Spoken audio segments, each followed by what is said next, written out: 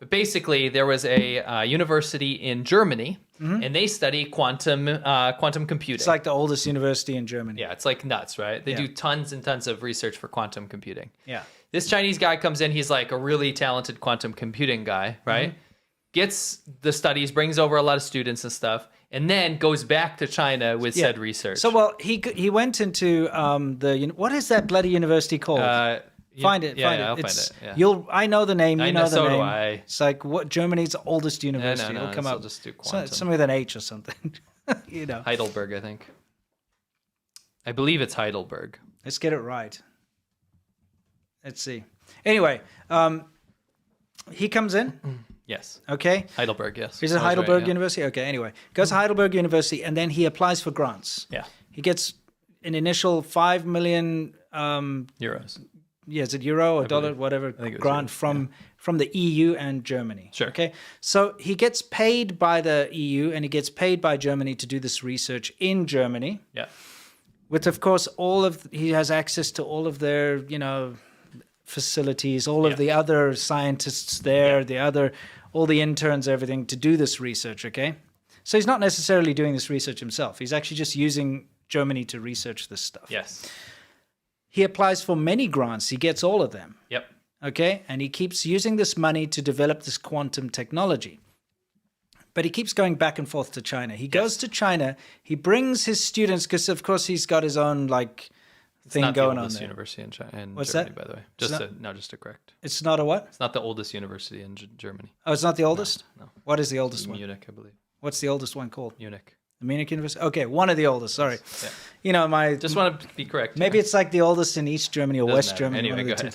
So anyway, the thing is, he brings his students from China, fresh off the boat, into Germany. They all apply for grants. Yes. They all get grant money from the EU and from Germany. So this is government money paying these Chinese students that have just come over, and they basically get trained in Germany using German money and European Union money to build this quantum technology. And of course, everybody is involved here. German professors are involved here, German interns, all the students, everything's involved.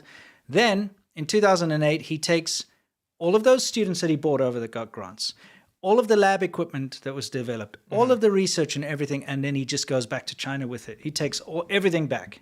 So all the stuff that was paid for by the European Union and paid for by Germany, etc., he takes back, and then it gets used to develop quantum communications to prevent people from seeing what's going on in Xinjiang.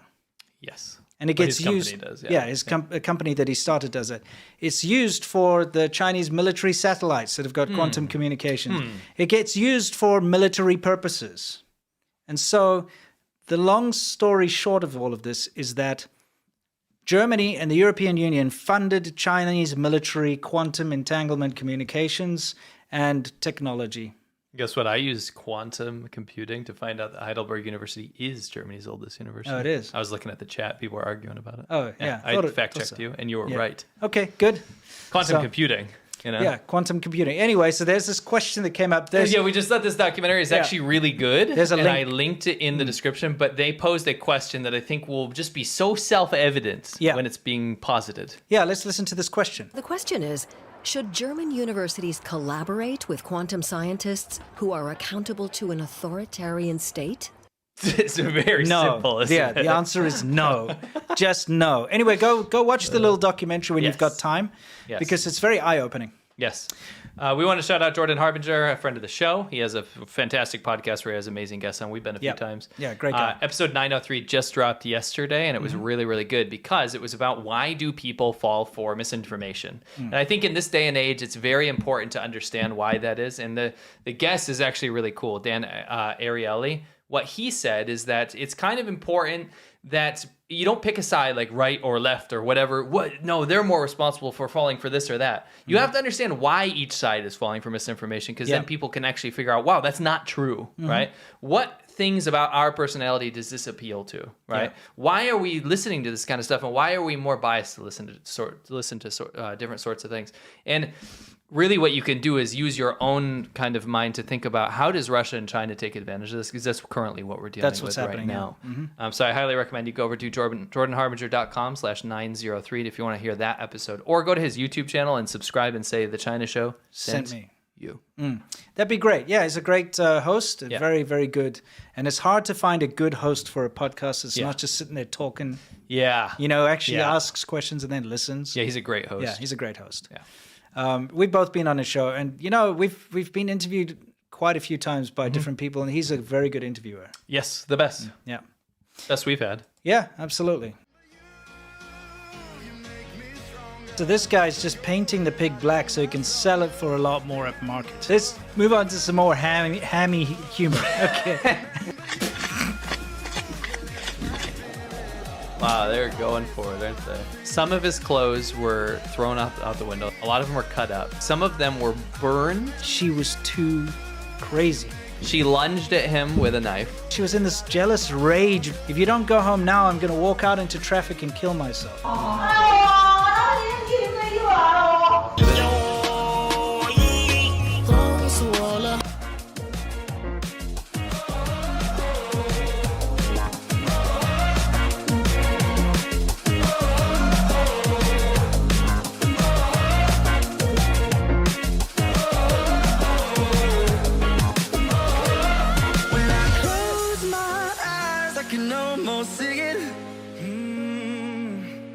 When I take a breath, you fill up my lungs.